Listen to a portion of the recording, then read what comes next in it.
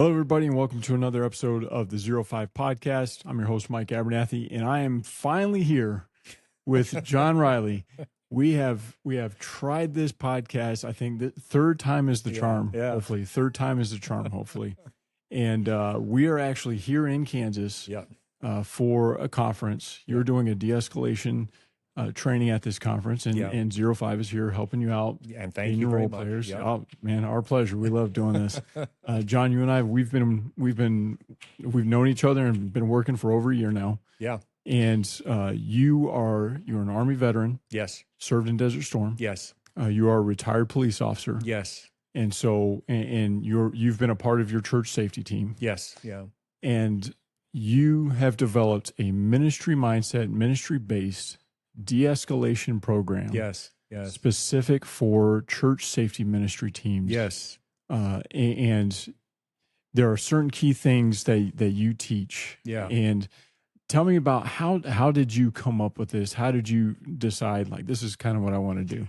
This is definitely not what I thought I was going to be doing when I retired. I was lined up for another career, and then the leadership at my church asked me to do a de-escalation class for our safety security team, and it was while putting it together that I literally had my road to Damascus experience. I just felt such a calling and an urge and a pull, and I just knew that I was going to stop everything that I was doing in regards to that other career and pivot and do this, what originally was just going to be a informational presentation just to help church staff and volunteers more effectively handle some of the situations they encounter, because I had seen, and unfortunately still see today, church personnel meaning well, but inadvertently do and say things to escalate a situation. Yeah. And from there today, my team and I travel the country. I work with people like you. I speak at conferences and just basically going around the country trying to help churches more effectively manage situations so that they don't end up being sued into oblivion or have any of their personnel end up in jail or end up on YouTube, so yeah.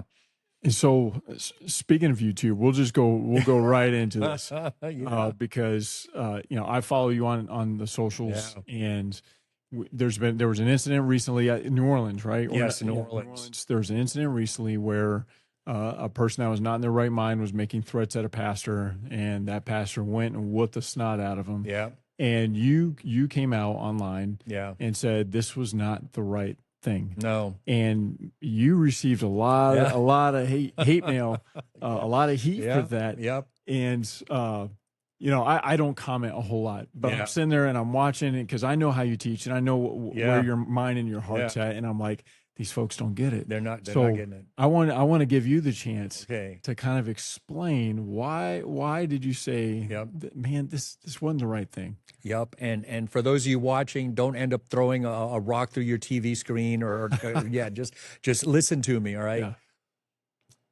Was that guy across the street being a knucklehead, running at the mouth? Absolutely. Absolutely. But you just can't go around whooping on people. Right. And one of the comments I made was that there's no imminent danger of great bodily harm or injury or great bodily harm or death. But a lot of people immediately, knee-jerk emotional reaction was, oh, heck, he was talking about whooping on my wife. And I want to ask you, you say imminent danger of great bodily injury or harm. That's not something you came off the top of your head. No. That is from your long time experience in law enforcement. Yes. And explain that term to me, because like I have some law enforcement training. We probably have folks that don't have that law enforcement background and don't understand what that really means. And I think that's where the disconnect is, and why I caught so much hate. Here's the difference. The pastor is trying to claim that there's a lot of people who believe that just because this guy's running at the mouth, that there's imminent danger. But the guy's across the street and his family was nowhere in sight. If his wife and daughter was across the street within arm's length of this person, running at the mouth, threatening them harm, now you have a case for imminent danger, because he's within striking range, he's threatening, he has the means, he has the capability, and so on. Right. But for crying out loud, this guy was across the street, running at the mouth. There was no imminent danger of great bodily injury or death to anybody at that moment. at that moment. At that moment. And you know, there's a lot of people that said that this situation had been going on for 6 years.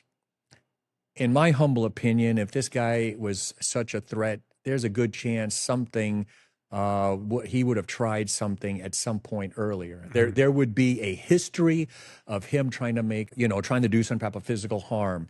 He's just a hothead running at the mouth. There was comments that the police didn't do anything. Folks, as a police officer, I have responded to calls just like this, and I would have people yelling at me for not doing something about their neighbor, or the neighbor, because in some places in the country you have shared driveways with some houses, and that is a nightmare situation if you don't get along with your neighbor. So I would get calls like that, and someone would tell me that this has been going on for years, they're sick of it, and I would ask them, well, how many times have you called the police? And they said, no, tonight's the first time. Well, in the eyes of the law, we can't prosecute someone just on one complaint, because I promise you, if that was something that people could do, you, me, and everyone watching this would probably be in jail right now for something we just popped off, in the heat of the moment. Yep. So no, and the police did come forward and said that in regards to the situation in Louisiana, they'd only had 3 complaints in the last 6 years, and only one of them referred to that family and that gentleman. Yeah. And so in the eyes of the law, it's not that the police couldn't do anything. There was nothing to do, because there's a very good chance, because I've seen it happen, that this could have been a one-off situation where the guy was drunk or off his meds and again, across the street, running at the mouth. Yeah. It would not take a first-year law student much effort to make the pastor look like the aggressor, because he had to exit the bus he was in, cross his church property, cross a busy street to physically assault this man who was just running at the mouth. Yeah. The proof's in the video. The proof's in the video. So my question to you, and this is your realm. Yeah. What could the pastor have done differently? Right. And if they had a safety team, what could that safety team have done in that situation? So let's go all the way back to day one at the beginning of this 6-year stretch. We're supposed to be a ministry. Let's not forget that. Mm-hmm. The pastor is also supposed to be the leader of this church. Did anyone make an effort to try to reach out to this family? I don't know. Maybe they did. But here are some things on your risk assessment sheet. We're not getting along with our neighbors. Is there anything that we can do to try to bring them to Christ? Or do we just need to ignore them?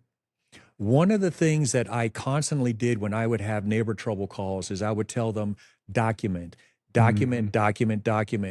up video cameras. Well, guess what? This family put a video camera up, and that's why the pastor is on video doing what he did, because they put up cameras, document, call the police. The more complaints that law enforcement has, at a certain point, they will have enough to go after someone for stalking and harassment. Mm-hmm.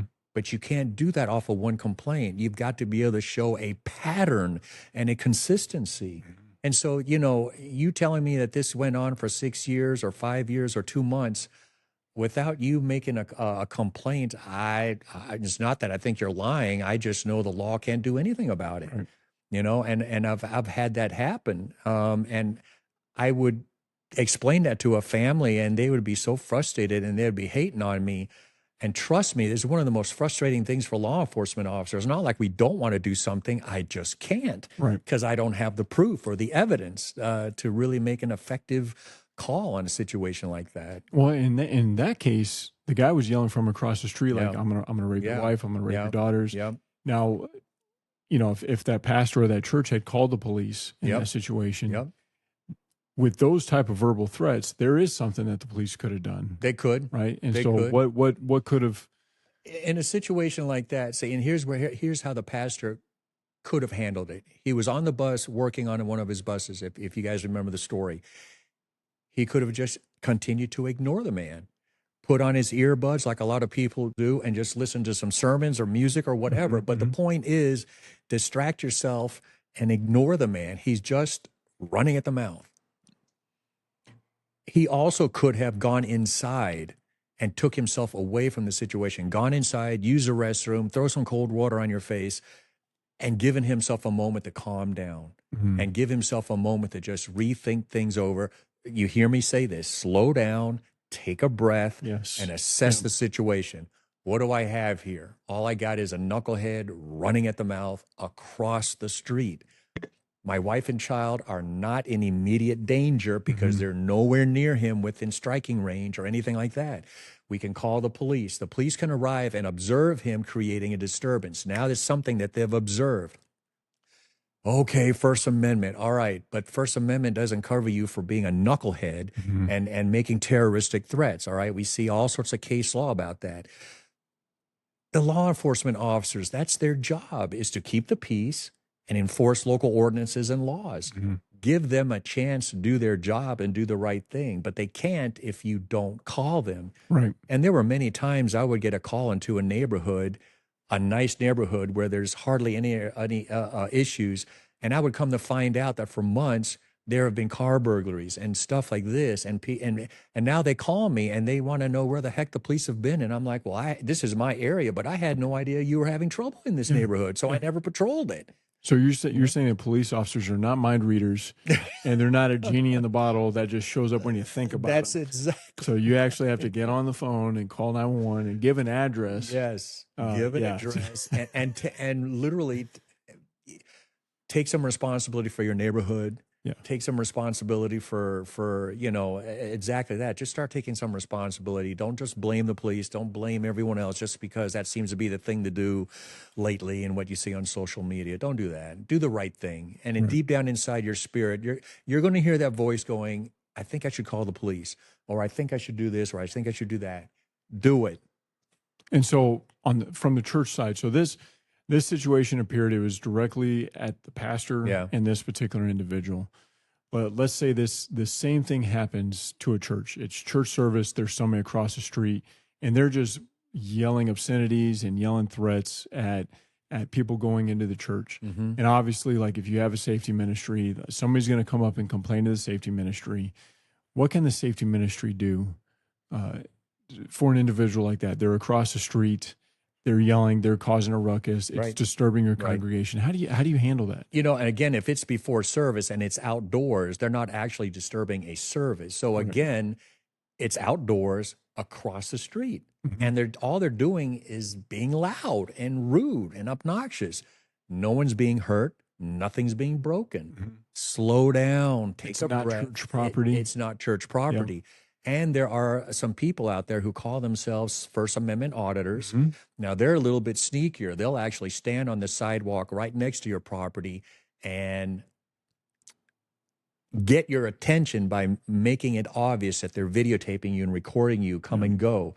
And because they know there's a good chance that someone is going to be offended by it, and they're going to confront these cameramen, these First Amendment auditors, and there you go. You just got baited into doing what they want you to do, which is overreact so that they can put you on YouTube.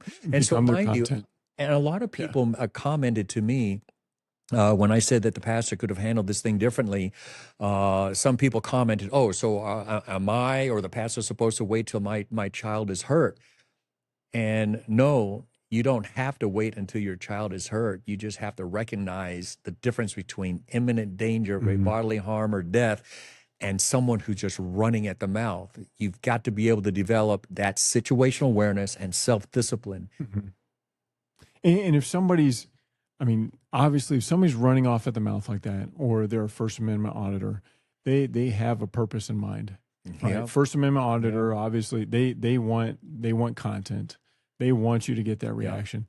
If it's somebody across the street yelling obscenities, who knows what's going on in their life? Who knows? Their wife or girlfriend or boyfriend or whoever left them, they lost their job, whoever. And it's such a great possible ministry opportunity. It is.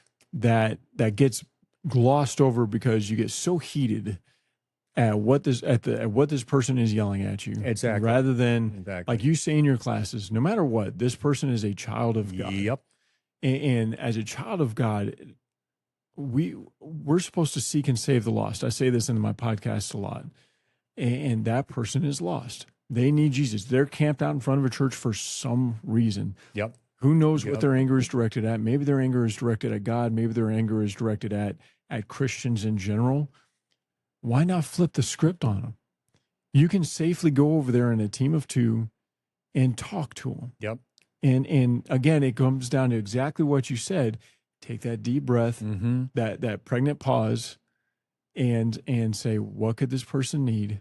Let's go find out. Ministry. Hey, you want a bottle of water? Do you want a cup of coffee? Something as You simple want to as that. sit down and talk. Exactly. Like I get that Exactly. you're upset. I want to help as best as I can. Yep.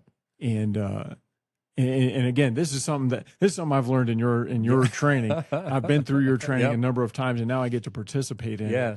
it. And that's why, I mean, you're kind of you're the expert. You're the expert in ministry. I'm just gonna paint you as that. Yeah. Okay. You're the expert in ministry based de-escalation. Yep. And I think that's something that a lot of churches miss out on. Is they will, and nothing against police officers. As a hose dragger, I know we got a little bit of thing going on, but right. but nothing against police officers. But churches will go to law enforcement officers within their congregation, whoever, and they say, "Hey, can you give us de-escalation training?"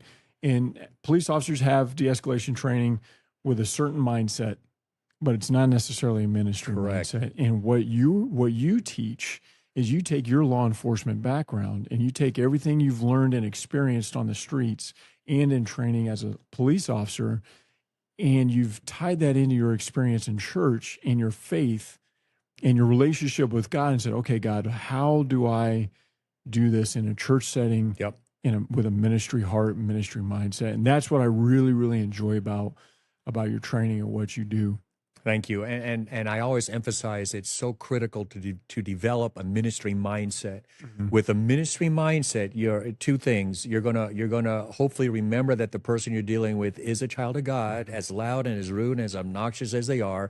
And number two, you're more likely going to treat them with dignity and respect, empathy, and compassion. Because everybody wants to be treated with dignity and respect, empathy, and compassion. And people who are having a bad day in crisis are more likely than not going to start calming down and de-escalating if they're treated with dignity and respect, empathy, and compassion. Yep. And it's not always easy. I get it. We have people that can push our buttons, but that's where the self-discipline comes in. To recognize your buttons are being pushed, take a deep breath, calm yourself down, assess the situation, and be able to adapt with it, because the situation may change through the course of time. And if you're so linear thinking that you stay with one method or one method or way of handling it, you may inadvertently escalate it now, because the situation's actually changing and de-escalating, but you're not seeing it because you're not watching and adapting to the situation. So you hit on a point, linear thinking. Yep. And the ability to get out of linear thinking is something that you develop through experience. Absolutely. And so what kind of techniques, or what do you recommend for your safety team member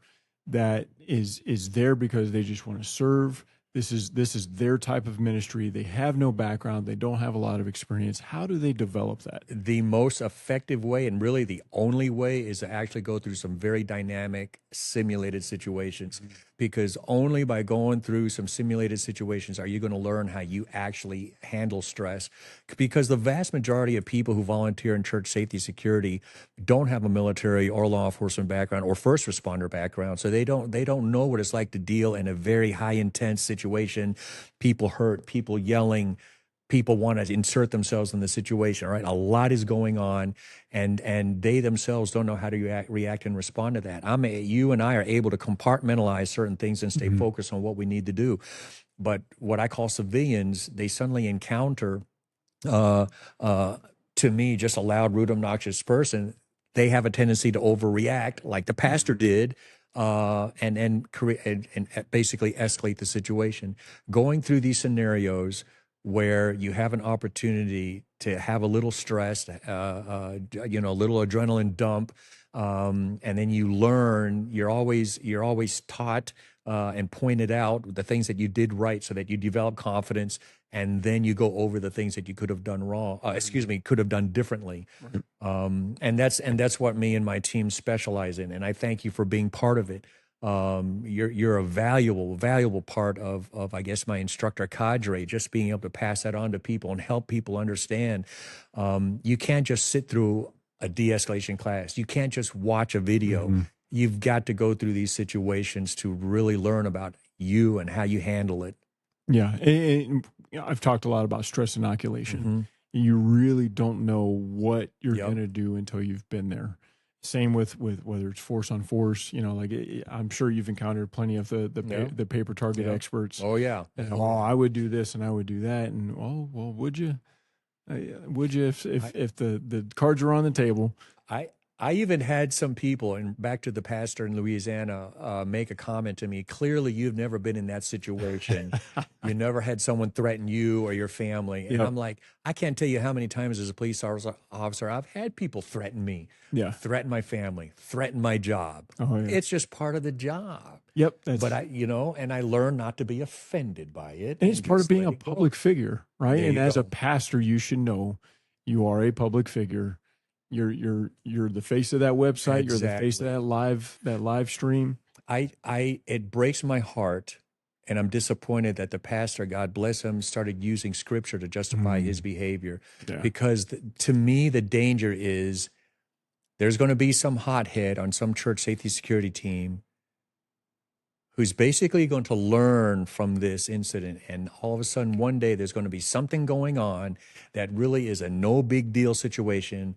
But he's going to get himself worked up because he remembers Pastor he made a comment and backed it up with scripture. Yeah. And Laying hands on the sick. Oh, Lord have mercy. Folks, that type of behavior, overreaction is all that is going to absolutely get a church sued into oblivion, and you end up in jail and on YouTube for the wrong reasons. It's just slow down, take a breath, assess the situation. Is it really an imminent danger of great bodily harm or death?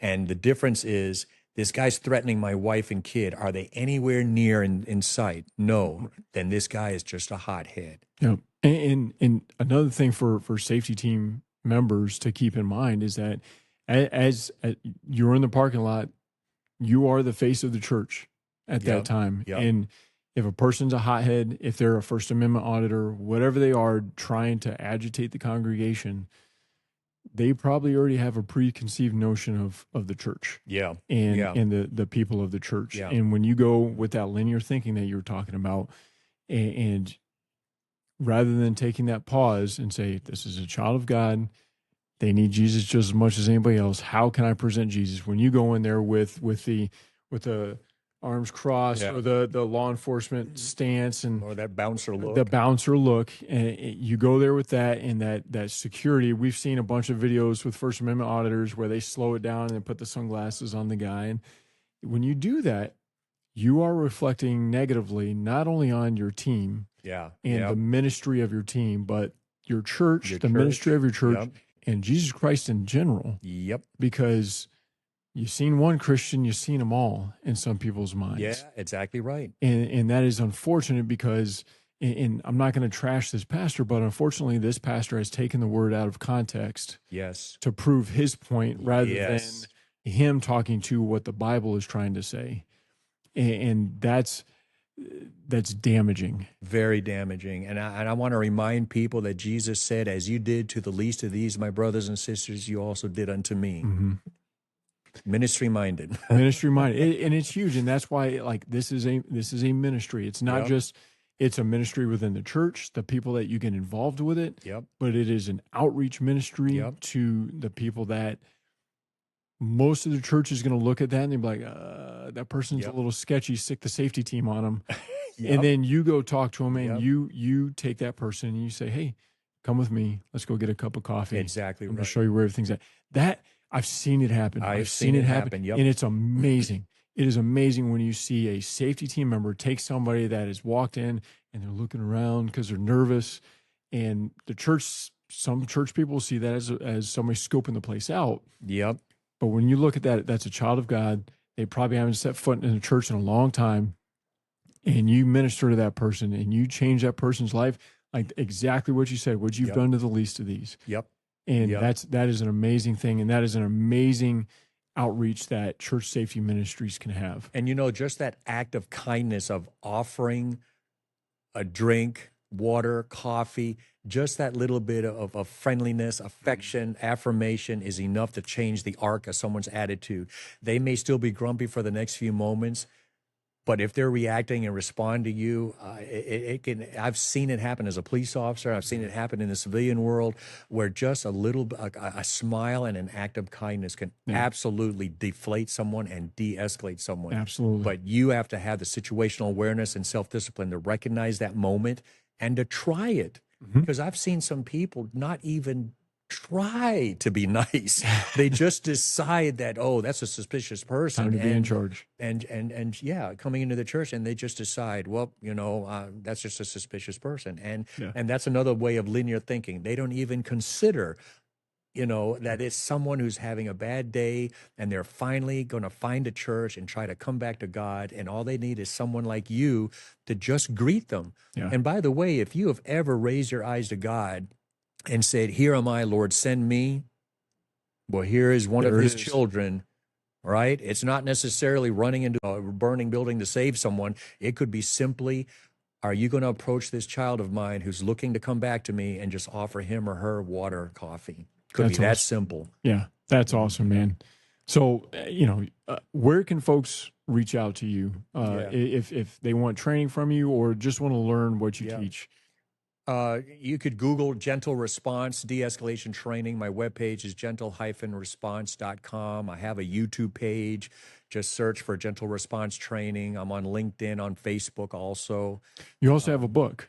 I have a book. I have one book called, I have a book for law enforcement, Practical De-Escalation for Patrol, and then a ministry-minded, A Gentle Response, Practical De-Escalation with a Ministry Mindset. And again, it's an easy read, 88 pages, engaging, informative, entertaining, and it even has pictures. for public school grads like me, it's perfect. And I read on like a fourth grade level, and even I could handle it. I kept it simple. It was great. It was great. John, thank you so much. Well, thank you. I'm glad this finally happened. Yes. Hopefully it's recording. Right. So, third time's a charm, but I look forward to training with you tomorrow. Oh, we're going to have a good time. And it will definitely be a good time. So I plan on bringing the heat on some of these scenarios, and it's a good time. But John, thanks again, man. Thank and you. Everybody out there, this really is, John is the expert in this. He has started the field in ministry-based de-escalation. I highly recommend reaching out to him and bringing his team out, to your church. In fact, you brought us on so you could have more reach across the country. Yes. For it to be more affordable for folks. Yes. Which is huge because, I've talked about it before. Safety team budgets are very limited. So folks, reach out to John and hopefully you might get some of the 05 guys there too.